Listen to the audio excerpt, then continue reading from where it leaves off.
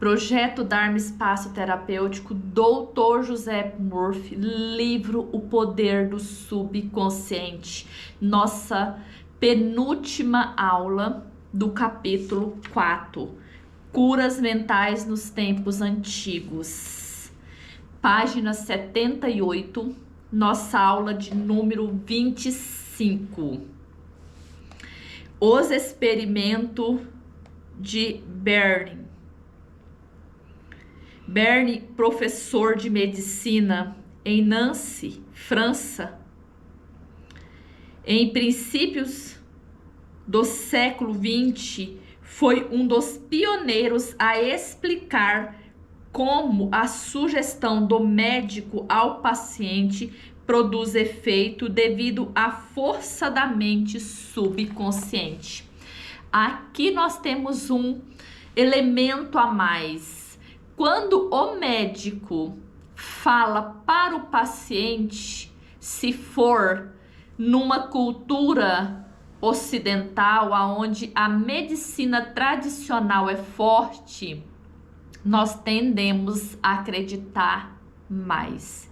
Se o médico disser que o teu problema de saúde é leve, é rápido, é fácil uma cura, o que nós vamos aceitar como sugestão? Saúde e um aceleramento de uma cura. Bernie contou a história de um homem com paralisia lingual. Foram tentadas todas as formas de tratamento sem nenhum sucesso. Certo dia, porém, o médico do doente anunciou que ouvira falar de um novo instrumento que com certeza aliviaria o problema. O médico em seguida colocou um termômetro de bolso na boca do paciente, que acreditou que este era o instrumento que o salvaria. Momentos depois, ele gritou alegremente que podia mover a língua com a maior facilidade. Continua Bernie. Aqui está o segredo. Até então, o médico ele diz o quê? Vamos analisar quando a gente vai a um profissional da área da medicina. Eles tem um juramento que ele tem que falar a verdade para o paciente, então ele tem que dizer que aquela doença é grave, que vai tentar todos os recursos, mas que não pode garantir nada, porque isso, porque aquilo. E exatamente o médico aqui, o senhor Bernie, ele fez exatamente o contrário. Ele disse que havia descoberto, havia encontrado um instrumento que resolveria o problema dele, ou seja, ele já estava naquele processo, ele já estava naquela busca daquela cura, ele já estava envolvido na cura daquele paciente e ele simplesmente afirmou que tinha encontrado um instrumento que resolveria o problema. E o paciente fez o quê? Acreditou com toda a força. Ele acreditou naquilo. Entre nossos casos, são encontrados fatos do mesmo tipo. Uma mocinha veio ao meu consultório sofrendo de perda completa da voz. Havia quase 4 semanas. Depois de chegar a um diagnóstico seguro, eu disse aos meus alunos que a perca da voz cedia às vezes instantaneamente à aplicação de eletricidade, que só poderia agir simplesmente por sua influência sugestiva. Mandei buscar o aparelho de indução, botei a mão sobre a laringe da paciente, movi-a um pouco e disse: agora você pode falar alto. Um instante depois, fi lá dizer A, em seguida B e depois Maria. ela continuou a falar com clareza e a perda de voz desapareceu. Percebe? Ela dava essa autossugestão para ela. Quando ele faz um processo simplório de colocar a mão aonde, né, é o órgão da voz, aonde nós falamos, que é a laringe, a menina começa a falar. Por quê? Porque se ela vai em busca de uma cura, ela vai acreditando. E ele entendeu o porquê que ela não estava falando. Então ele dá outra sugestão. Se ela vai em busca, ela está confiante naquele processo de cura, ela está confiante naquele procedimento, ela está confiante de que aquela pessoa, aquele profissional vai ajudar. Ninguém vai num lugar sem esperança. Harry Ben estava demonstrando o poder da fé e da esperança por parte da paciente, que atuaram como sugestão poderosa sobre a mente subconsciente. Bolha formada por sugestão. Diz Berne que provocou o aparecimento de uma bolha na nuca de um paciente, colocando nela um selo de correio e sugerindo que era um pedaço de papel pega-mosca. Esse tipo de demonstração foi confirmado por experimento e experiência de numerosos médicos em muitas partes do mundo, e não deixam dúvidas de que mudanças estruturais no corpo podem ser feitas. Como resultado, a sugestão oral ao paciente. Se nós colocar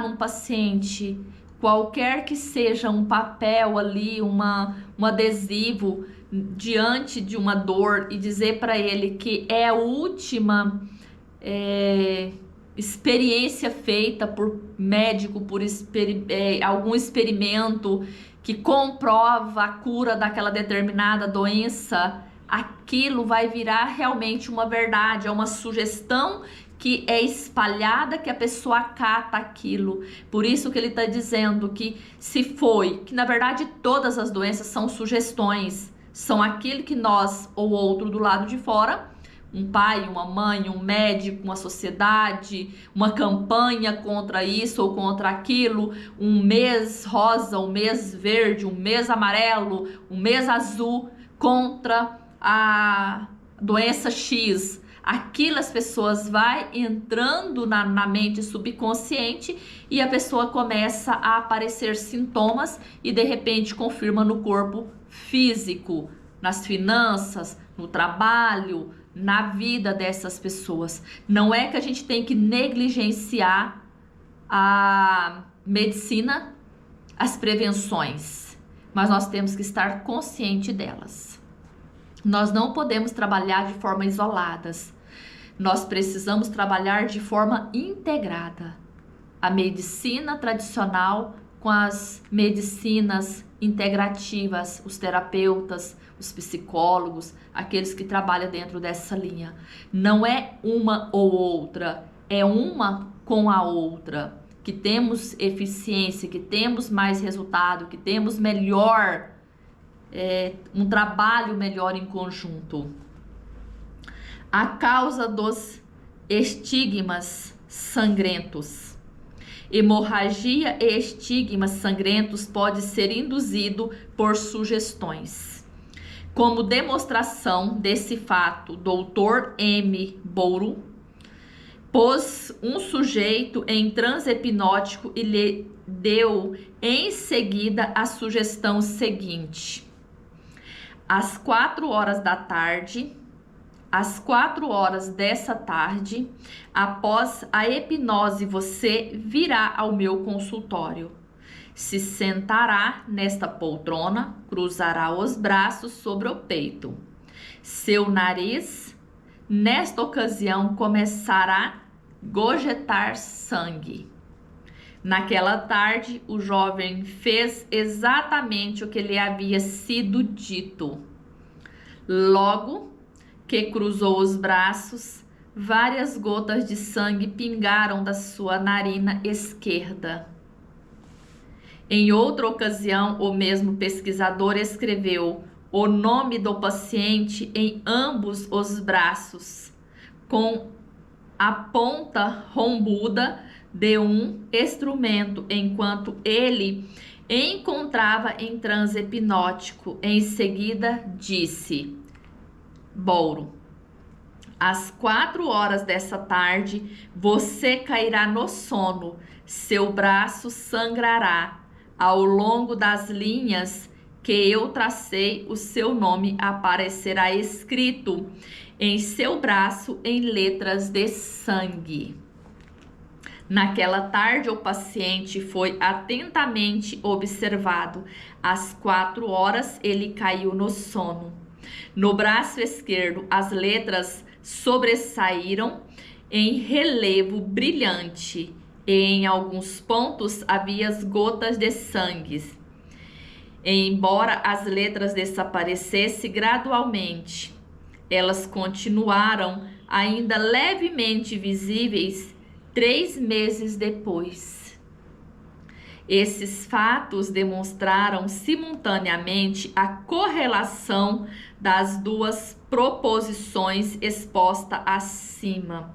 Isso é, a suscetibilidade invariável da mente subconsciente ao poder da sugestão e o controle perfeito que ela exerce sobre as funções, seções e condições do corpo.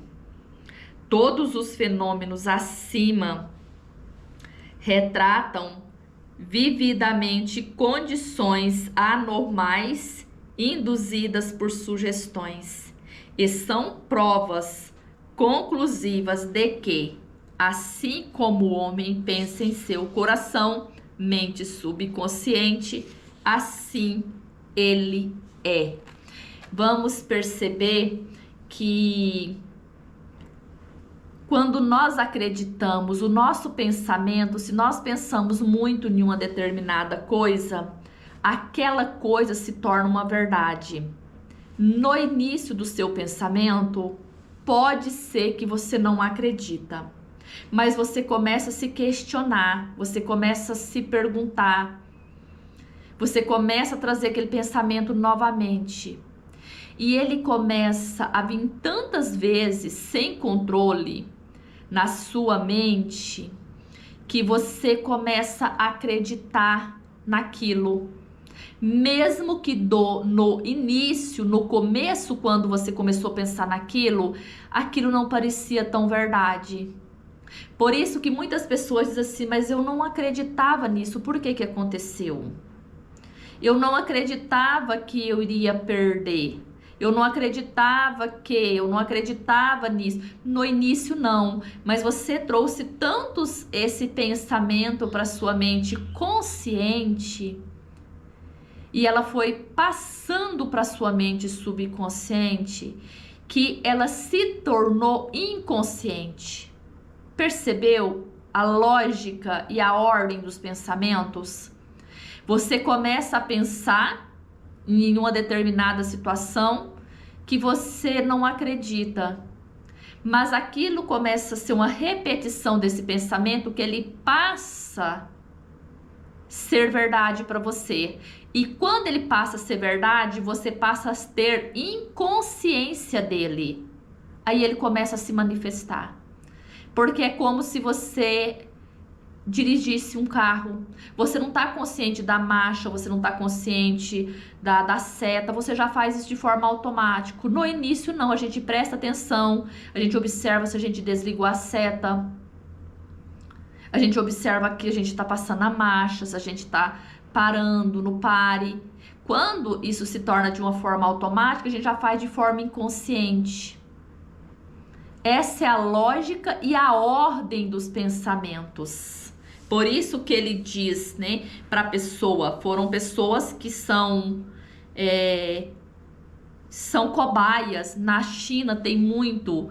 Quando um país tem a pena de morte, essas pessoas são feitos, né, são cobaias, tem até outro nome, eles são observados para utilizar essas experiências com a mente.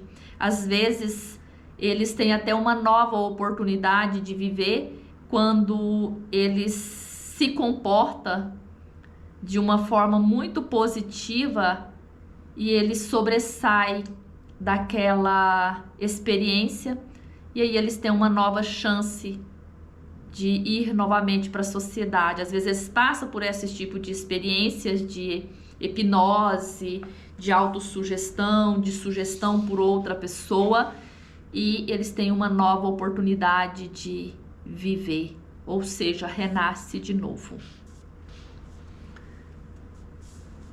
Recapitulação de pontos importantes sobre cura. Eu disse que esse seria a nossa penúltima aula, mas observando esse subtítulo, ele é bem pequenininho, então eu vou incluir ele nesta aula e a gente desconsidera que essa é a penúltima aula e sim a última aula do capítulo 4. Recapitulando pontos importantes sobre curas. Número 1. Lembre frequentemente a si mesmo que o poder curador está em sua mente subconsciente. Você tem sempre que lembrar, o poder está na sua mente. O poder não está fora de você. Todas as vezes que você for buscar fora um poder, esteja consciente disso. O poder está dentro de mim, porém, eu ainda preciso de uma muleta. Mas eu sei que eu tenho as minhas próprias pernas e que eu possa usar a qualquer momento. Ponto 2. Convença-se de que a fé, como uma semente plantada no solo, é que cresce segundo sua natureza. Plante a ideia, a semente, na mente, segue-a, fertilize-a com esperança e ela brotará. Toda vez que você colocar uma ideia na sua mente, lembra que é um terreno muito fértil, é um terreno poderoso. E se você continuar colocando a fé como fertilizante, ela terá que dar bons frutos. Ponto 3. A ideia que você tem para um livro, invenção ou peça é real em sua mente. Esta é a razão por que acredita que a tem agora. Acredite na realidade da sua ideia, plano ou invenção, e ao fazer isso, ela concretizará. Se você tem uma ideia fixa de algo que você quer, aquilo tem que concretizar. Uma pessoa que não tem um objetivo de vida, um planejamento, não vou dizer que isso não aconteça, mas pode ser que não aconteça da forma que essa pessoa deseja, porque uma ideia fixa dentro de um planejamento estruturado é impossível não acontecer.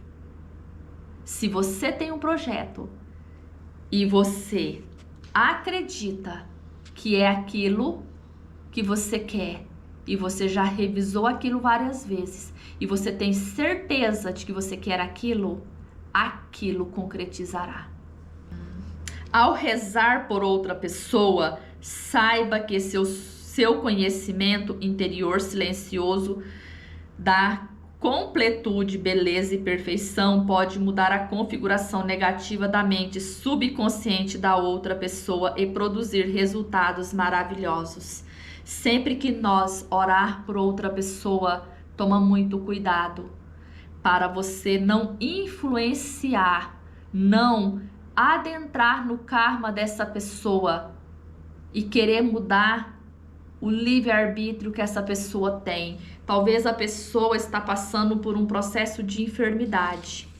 Você tem que anunciar para ela se ela quer uma cura e se ela está de acordo com você a experienciar aquele momento para fazer aquela cura. Porque quando a pessoa, nós temos muito esse padrão de querer mudar a vida dos nossos filhos, dos nossos pais, querer mudar a vida de uma pessoa, a experiência de uma pessoa que é alcoólatra, e às vezes a pessoa quer continuar bebendo. Às vezes a pessoa quer continuar doente porque ela tem os ganhos secundários.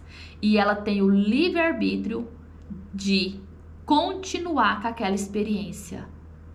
Porque a experiência é dela e nós não temos o direito de alinhar com esse karma porque nós achamos que isso vai ser bom para ela. Se ela acha que bom é ficar com aquela experiência, respeite-a. Então nós precisamos tomar muito cuidado ao fazer oração para algumas pessoas que não querem mudar, principalmente. As curas milagrosas que ouve falar, ocorridas em vários santuários, são devidas à imaginação e à fé total que age sobre a mente subconsciente da pessoa, liberando o poder criador. Quando a pessoa imagina já curada, ela vai com aquela determinação para aquele determinado lugar, seja um santuário, seja uma igreja, seja uma gruta, seja um rio, seja uma estátua. Ela já vai com aquela confiança de que haverá uma cura. Por isso que o doutor diz que a fé, né, que age sobre a mente subconsciente, liberando o poder curador, porque ela já tem na mente a imagem. Então, simplesmente desperta nela aquele poder dentro dela, que a imaginação já foi criada, aquele holograma de cura, né? Todas as doenças têm origem na mente. Nada aparece no corpo a menos que exista um modelo mental correspondente. Acabei de usar o termo holograma. Se não tiver na mente, mesmo que de forma inconsciente, não aparece no corpo. Talvez seja exatamente até um medo. Não é que a pessoa imagine ela doente, mas às vezes o medo de não querer ficar doente é o que faz o aparecimento de algumas doenças, fracasso, escassez, situações. Lembra quando a gente deve para alguma pessoa e a gente não quer encontrar aquela pessoa na rua? Pois é, você acaba encontrando. E quando a pessoa também tem medo de nos encontrar porque está devendo para nós? Pois é, a gente vai sempre entrar em ressonância com essa pessoa. 7.7. Os sintomas de praticamente todas as doenças podem ser induzidos por sugestões hipnóticas. Este fato demonstra o poder do seu próprio pensamento. Mesmo que nós não temos consciência de nos hipnotizar, a autossugestão, a auto-hipnose. Tanto nós podemos fazer a auto-hipnose para uma cura, quanto nós também fazemos de uma doença, de um problema. Quando nós acreditamos naquele problema, é uma auto-hipnose. Quando algo do lado de fora, pessoas, propaganda, noticiários, aquilo é muito forte para nós, nós acreditamos também, aquilo se torna um fato, uma demonstração para nós. Ele está dizendo que isso prova o quanto o nosso pensamento é forte. Para você ter um holograma, para você ter uma imagem mental, você tem que pensar naquilo. Não tem como você ter uma imagem sem antes seu pensamento não viajar, não criar aquela imagem. Ponto 8.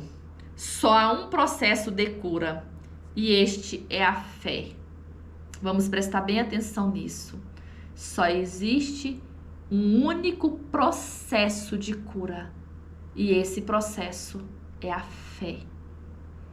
Só há um poder curador, isto é, a mente subconsciente. Acho muito importante fazer uma validação sobre a nossa fé, colocar à prova, porque é muito fácil nós dizer que temos fé, mas se nós temos fé, nós caminhamos de encontro com aquilo que nós temos medo. Isso é fé. Nós arriscamos tudo porque nós temos fé. Se nós temos fé, nós temos a certeza de que podemos enfrentar aquele caminho, aquela situação, de que vamos passar por ela. Isso é fé. Quando eu vejo as pessoas falar que tem fé e o primeiro momento de deserto a pessoa desequilibrar, talvez não seja bem uma fé.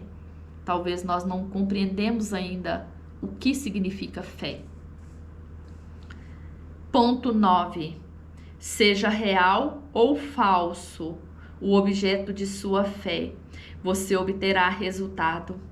A mente subconsciente reage ao pensamento que está em sua mente. Pense em fé como um pensamento na mente, e isso será o suficiente.